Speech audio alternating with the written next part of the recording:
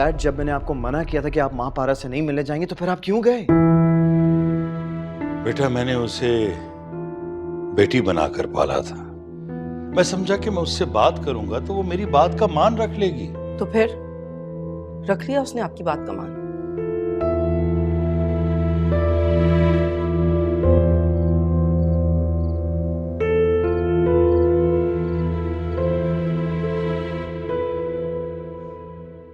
सबको पता था इस घर में,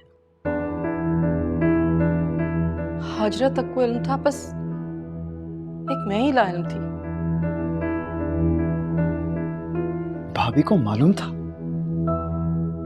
शैला, खुद को संभालो। खुद को तकलीफ क्यों दे रही हो?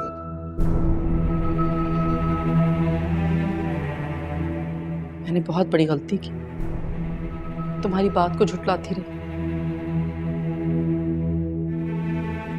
तुम बार बार कह रहे थे रायद, और मैं झुठलाती रही।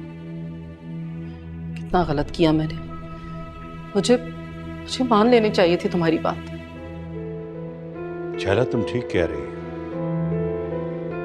हमने रायत की बात को कभी अहमियत ही नहीं दी। आपने तो फिर भी इसकी बात का यकीन कर लिया। आप तस्दीक करने गए तो सही, लेकिन मैं... देखो, रायत बचपन से ही चिढ़ता था उससे। हम इसे मना करते थे कि अच्छा सलूक करो, उसे बार बार नौकर मत कहो।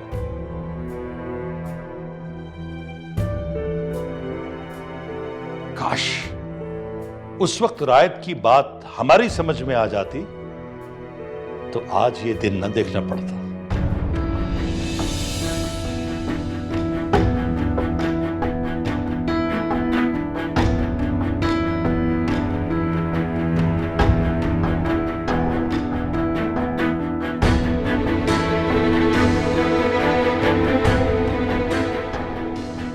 फजल साहब, कभी कभी मुझे बहुत दुख होता था।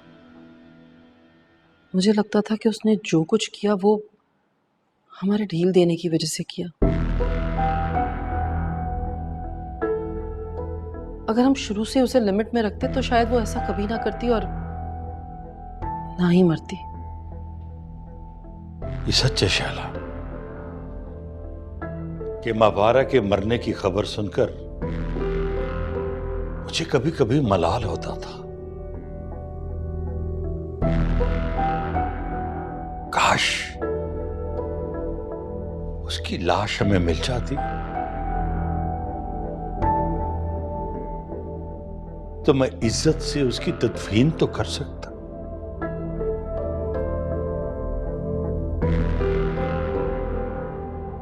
लेकिन वो तो सब कुछ भूल चुकी।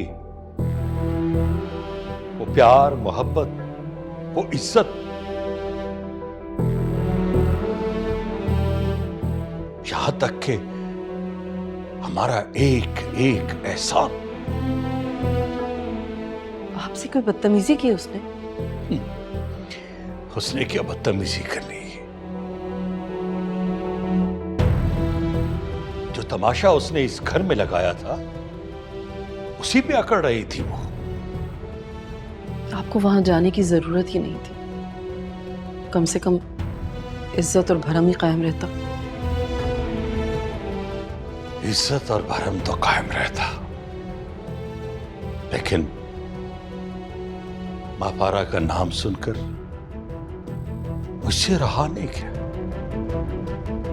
क्या मतलब?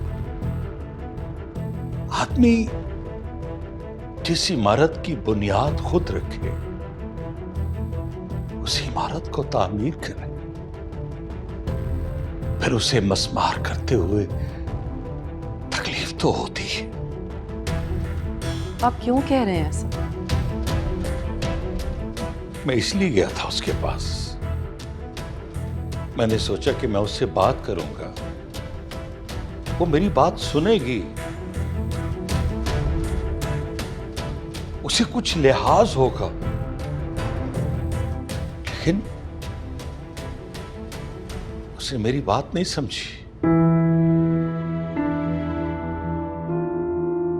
बल्कि मुझे समझा कर ही भेजती।